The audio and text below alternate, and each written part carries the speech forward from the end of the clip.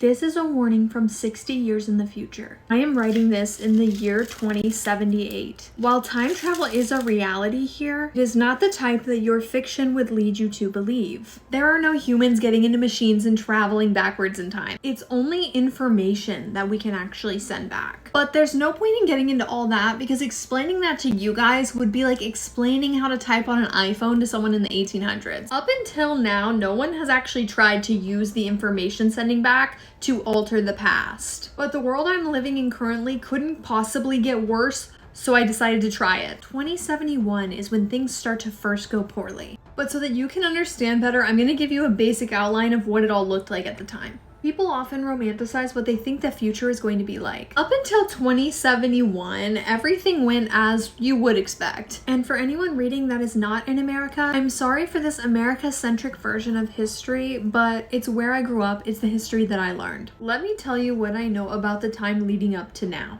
A businessman named Donald Trump is your current president. He's not a very big name in our history and only has one term. There were media reforms in America in the early 2020s, and those reforms eventually lead to environmental reforms. In the 2040s, we see the global temperatures start to drop. Brazil and Argentina are fully developed economic powerhouses. And in the 2030s, two countries almost went into disaster. Now I could go into other things like how augmented reality would change how you look at entertainment and more history, but that's not what this post is about. Let's talk about 2071, the year things started to go wrong. This is when we see the first cases of the human form of mad cow disease outbreak.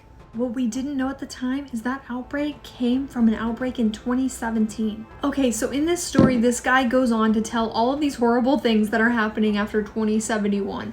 But this isn't even the scary part. The scary part is that this post was written in 2016. Like before Donald Trump was president. We're literally having media reform right now with the writer's strike. In the early 2020s. I don't know. If I would have read this in 2016, I would have been like, okay, like this is just a scary story. They're just trying to scare us. But why are they right about the things that they predicted so far? And what makes this Reddit post even worse is the person who posted its account does not exist. Let me know if you guys want to hear the rest of the story, but it is very scary. I will warn you about the future. So